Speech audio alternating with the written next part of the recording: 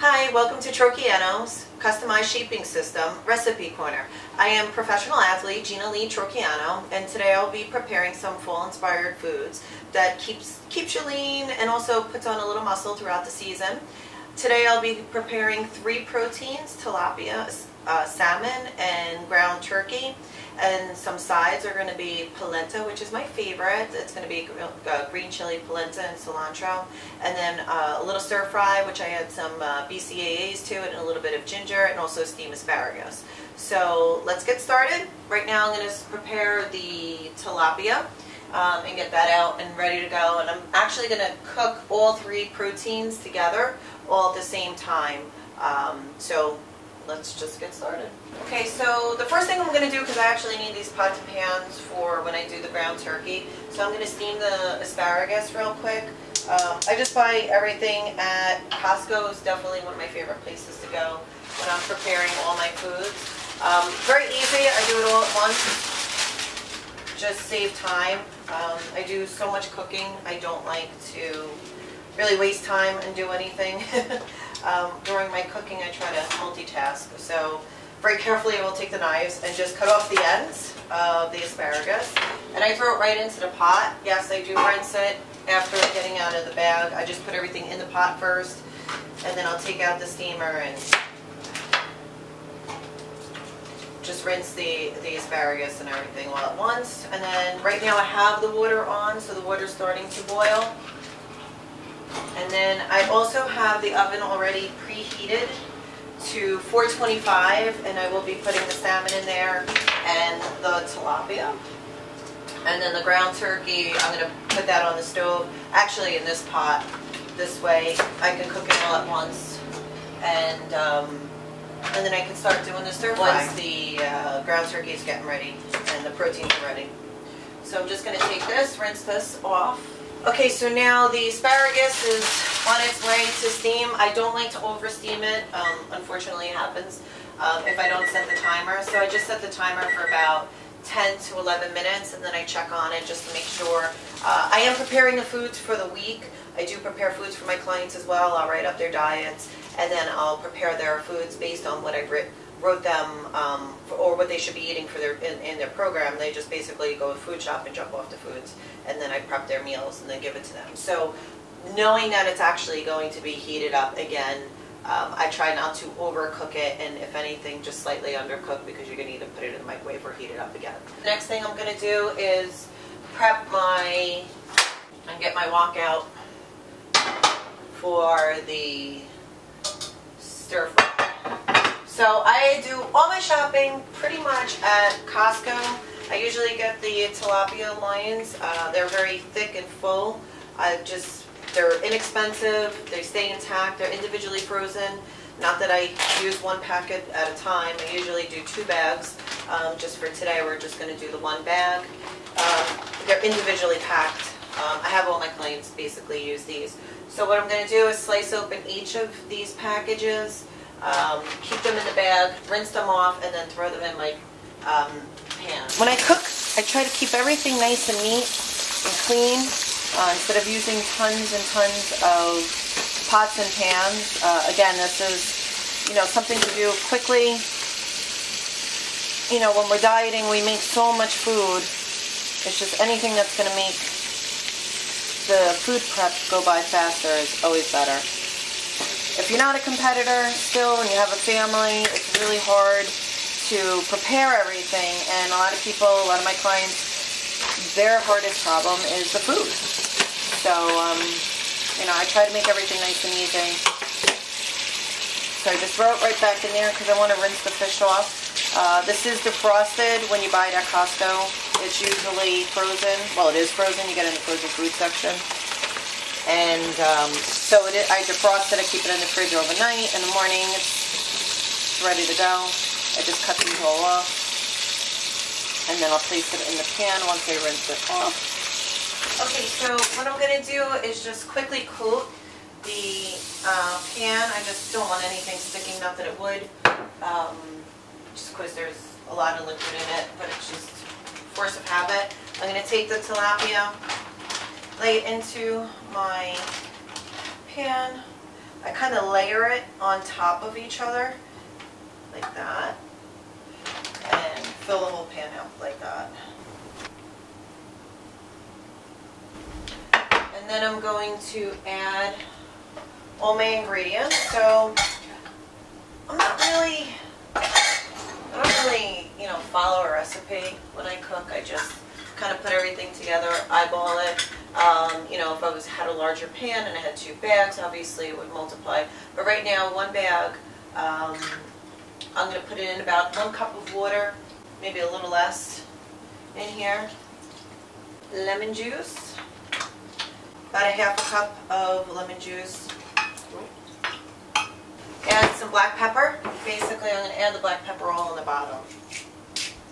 I mean on the top, I'm sorry, not on the bottom. But on the bottom layer of all the rest of the seasonings.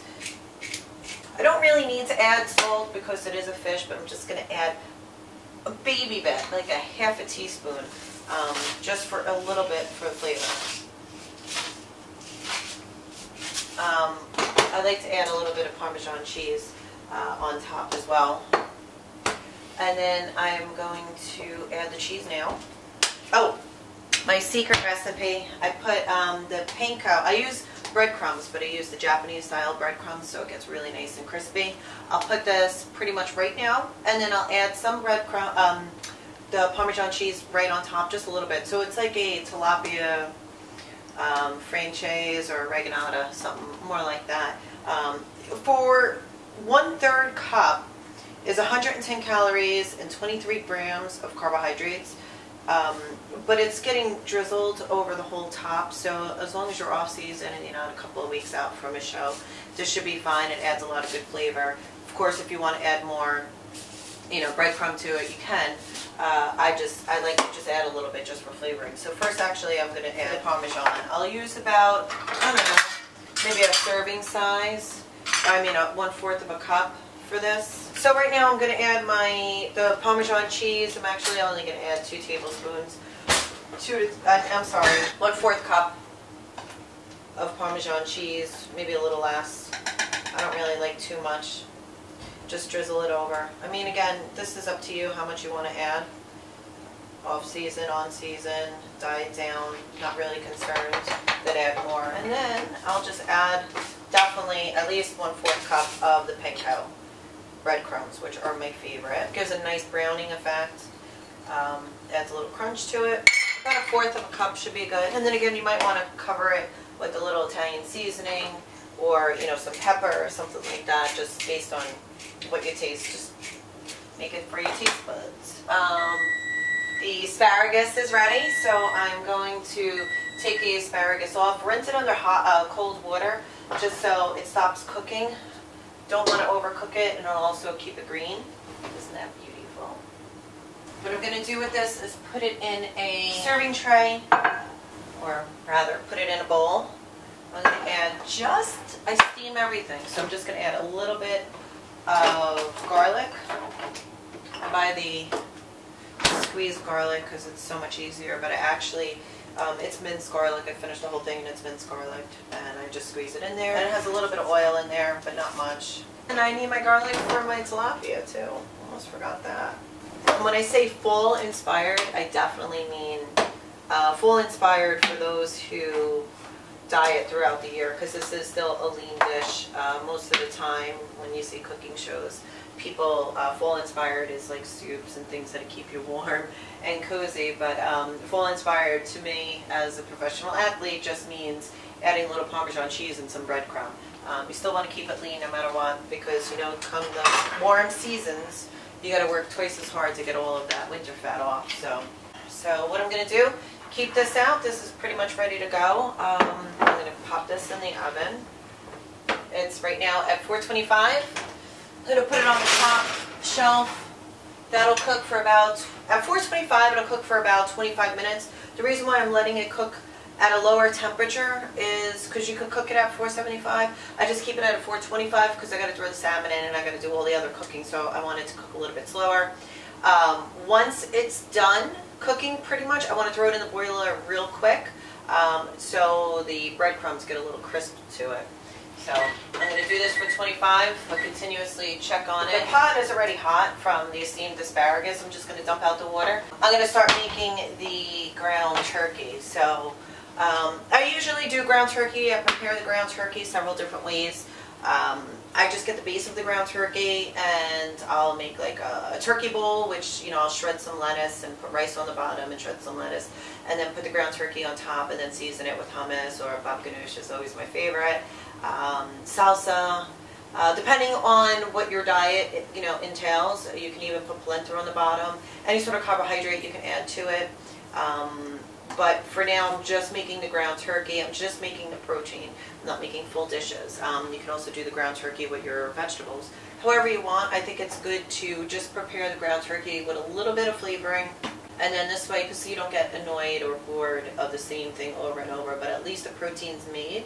So you could grab it, throw barbecue sauce on it, sugar-free, preferably, or any sort of seasonings that you like. So I just, again, using the same pot that I used for my steamed asparagus. It's already hot. I'm going to add some garlic. Depending on how much you like, you just add it. So I'll do about 2 tablespoons. I'm going to use 3 packets of the ground turkey. Again, I get the turkey at Costco. This is a higher fat turkey. It's the Butterball every day. So off season, I'll do about 3 packages of this. And then I go to Lenny's, my local butcher over here, and I actually get fresh turkey. They take the skin off and they grind it for me. So then I get, I'll add that, because that's like 99.9% lean. It's just all beautiful white meat, but it doesn't really cook so well. And then again, for the off season or just for more flavor, if anybody's watching these programs and they just are watching it to be forever fit and not necessarily a competitor, you could utilize all these recipes, just supplement either the fat, ground turkey that's like the 97% with the 99. I'm sure you get the point. So I have my garlic in there with a little, very small touch of olive oil I put in there as well. And then I'm going to put my 3 packets of ground turkey.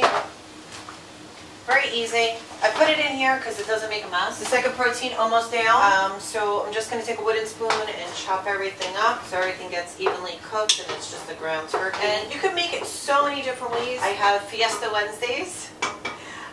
So every Wednesday I eat something, Latin or Spanish inspired. So I do like a white bean. I'm going to add some white beans to it, a little bit of salsa, and diced tomatoes and green chili, so it adds a little spice. Everybody needs a little spice in their life. And I'll just throw this actually in there almost. When it's lightly browned and when it starts to cook, you want to throw it in there just so it actually, the flavor cooks into the turkey. And then you want to throw your beans. I'm using white beans right now because I ran out of the black beans, but you can use pinto beans. You can do any of your beans. And basically, I do blood type dieting for myself and with all my clients. So some beans are allowed and some beans aren't. I think black peas are mostly for every blood type. So you just want to check, or obviously consult with me, and I would give you your diet program, and everything on your diet program is obviously foods that you'll be able to eat. And again, blood type O shouldn't be having too much of the tomato, but it's okay if you're just cooking your foods. There is a true science on how you write up a diet. It's not, you don't go to a blood type dieting website and see the foods that you're allowed to eat and then say, oh, okay, I'm going to eat, avocado and I'm going to eat cheese and all these things and you're going to lose weight. It's not going to happen like that. It's literally science. So when you do a diet program, whatever program it is, you want to make sure that it's output versus input. In other words, the amount of cardio or training that you're doing at the gym. Don't want to have too less of the food or calories in your diet, and you don't want to have too many. So, and there is a right way and a wrong way to eat. Like, I still have my desserts. I still eat. I mean, most of my clients and people that do know me, I have my carrot cake and I have cheesecake, of course. But there's always a time to have it.